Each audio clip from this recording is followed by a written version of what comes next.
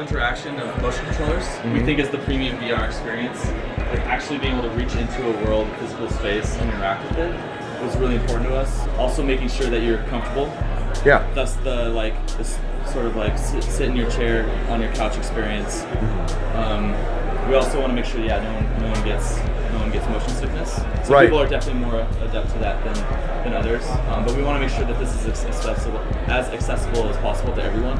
That's cool though, like how it interacts with you. Yeah. That's really cool. So yeah, I mean, it forces your agency, and it also it's a hint system. So like she can help you. If she figures it out for you, sometimes she won't know what to do. Yeah, there you go. And she'll scratch her head, but if she figures it out, she'll definitely give you a little guided help. Someone's got to be on that button. Exactly. He's got it. Click. Oh no! Oh, nice, dude. Look at that genuine grin on his face. Just saved Quill from sudden death. So how long has this been in development for? So we've been in full production since the beginning of the year. Okay. But it's been about a year if you count like pre-production and sort of exploration. Wow. You guys work quick. Yeah, we picked a very solid team of seasoned professionals. We average a little over 10 years experience throughout the entire team.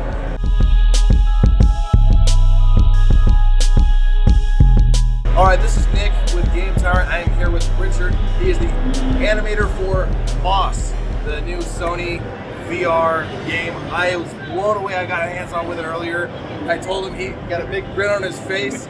Question number one, what inspired you the most with the animations? Is there something that led you to make the animations for Quill? Well, we actually had the model for Quill that Chris Alderson made, our art director. And I once I saw the model in my head, I could just imagine what she'd act like. And then over the course of the last year, so I started on it about a year ago, I've been kind of evolving that as we go.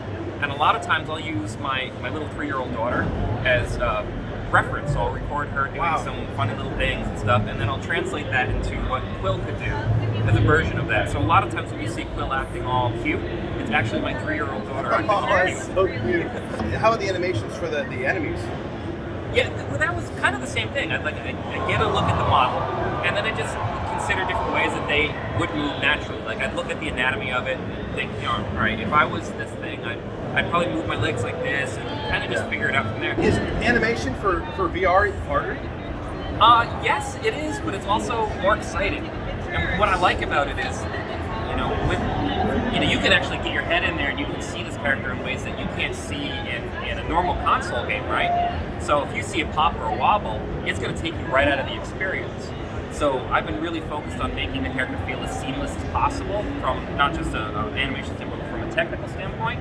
But that introduces so many opportunities for really grabbing the player's attention, making them feel like a partner in the game. And since there's no more fourth wall like we couldn't in film, you can't do anything that references the viewer unless you're Deadpool. But in our game, referencing the player is something that is not normal, but in VR it feels right. Yeah. It makes a lot of sense. So we're trying to break some of those traditions and really just bring her out of the game in ways that we haven't been able to do before. And it's all thanks to VR. In the VR, you can also interact with the foliage and everything, with the water, everything. Yeah, Chad, our engineer, was spending a lot of time making it so you could wave the hand and there's wind, turbulence to it all. They were like, I didn't think about it. This is a game, you're like, okay, I'm gonna go from point A to point B. You're like, no, interact with it. And I was like, oh, I can play with this. Yeah, brush that thing out of your face if it's in the way. Yeah. So thank you for your time. I definitely have a fantastic game here. Seriously, again, the most underrated game of E3 2017. I do not say that like bragging. It is absolutely the most underrated game of the year.